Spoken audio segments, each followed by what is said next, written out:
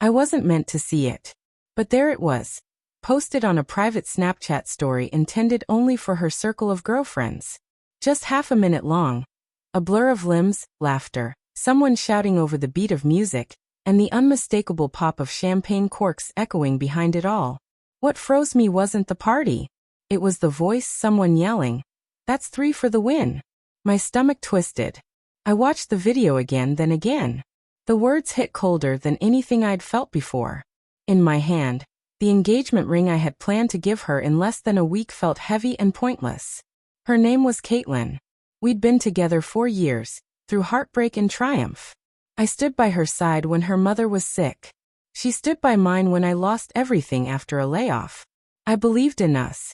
I believed in her. But that weekend in Miami, when she said she just needed some fun with the girls before becoming a wife, rewrote the truth. I didn't confront her. No shouting. No crying. Just silence.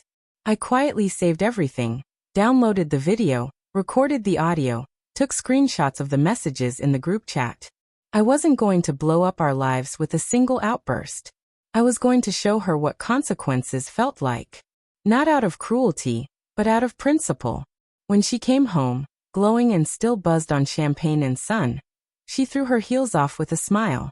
"It was insane," she laughed. "But I'm ready to be your wife now."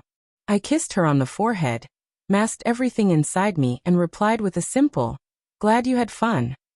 That night, while she texted her bridesmaids and gushed over the weekend, I stayed awake and packed my bags in silence.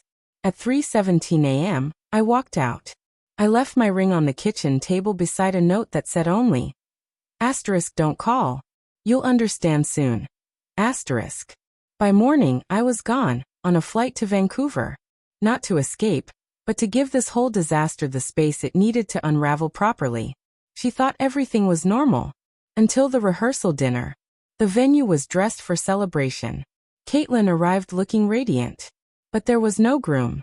Her calls rang out. My friends wouldn't respond.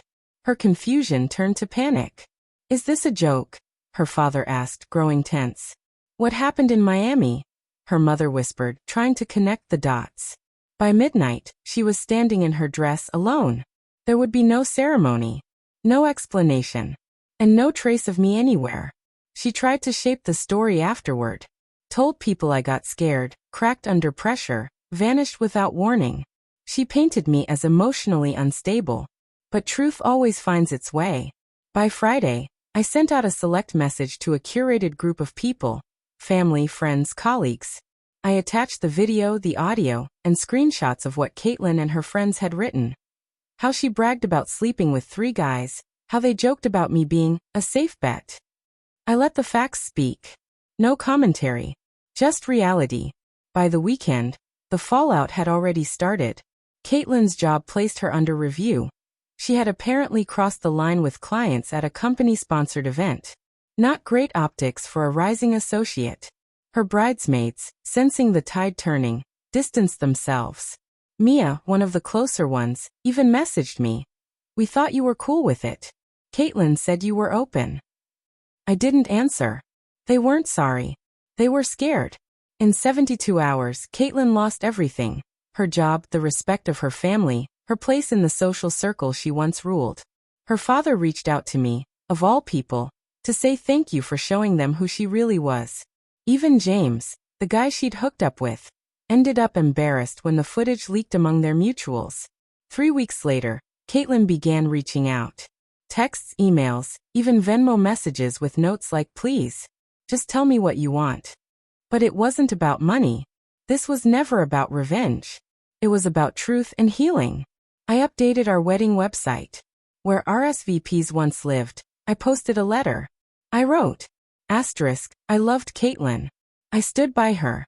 I believed in our life together.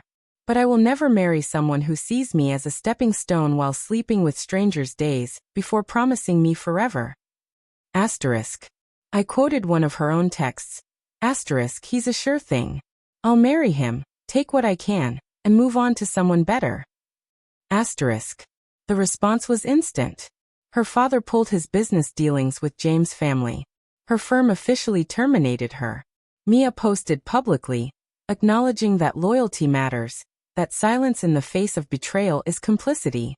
By then, Caitlin had no one left. One final message came in late at night. Asterisk, you got what you wanted. I'm ruined. I can't leave my house without someone whispering. You win. Happy. Asterisk. I didn't respond. Because it wasn't a game. It was a reckoning. Months later, I was in a quiet cafe in Lisbon, hearing only the ocean and the clink of coffee cups, far from chaos. Word had it Caitlin was living with a cousin and started a blog about healing. It didn't gain traction. Her name was too far gone. She sent one last message. Asterisk, I'm not asking to fix this. I just want you to know. I ruined the only person who truly believed in me. Asterisk. I didn't write back. Not from hate, but from peace.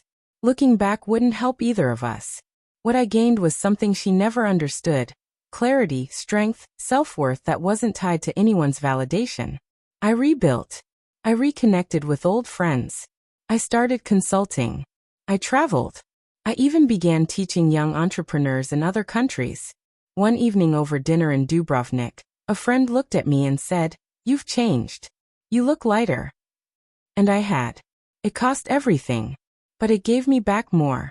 This isn't a story of revenge. It's about reclaiming yourself. When someone treats you like a placeholder on their way to better, don't beg them to stay. Don't argue.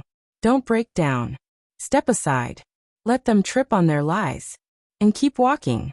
Because sometimes, the strongest voice is the one that stays quiet while the truth echoes behind you.